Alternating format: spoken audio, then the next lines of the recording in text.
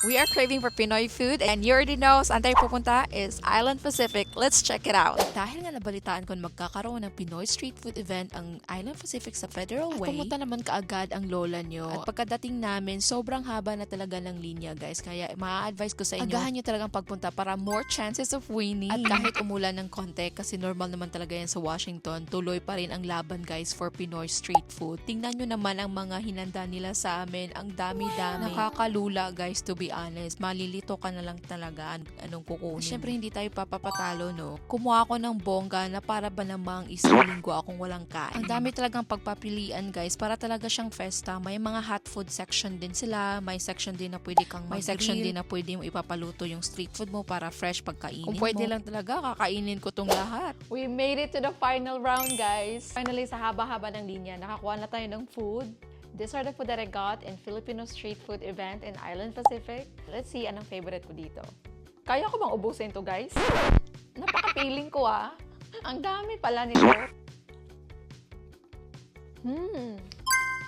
Sarap.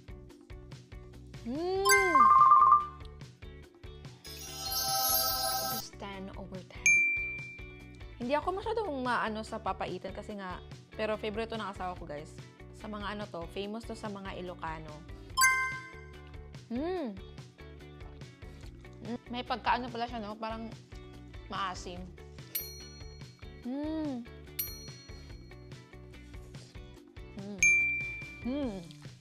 Ang sarap. Parang kayang-kaya kong ubusin ang isang ganito. Dito ako mas excited. Ito guys, ang Ilocos Empanada. Matagal ko nang gusto talagang kainin to. Hindi ko pala alam na meron pa silang ganito. Sobrang malaman. Ang sarap. No wonder nagba-viral to kasi ang sarap pala. Napasayaw na. Kung tatungin namin pa favorite ko, maybe number 1 is yung empanada nila. Ilocos empanada nila. Kasi first time kong na-try, ang sarap pala. Palabok.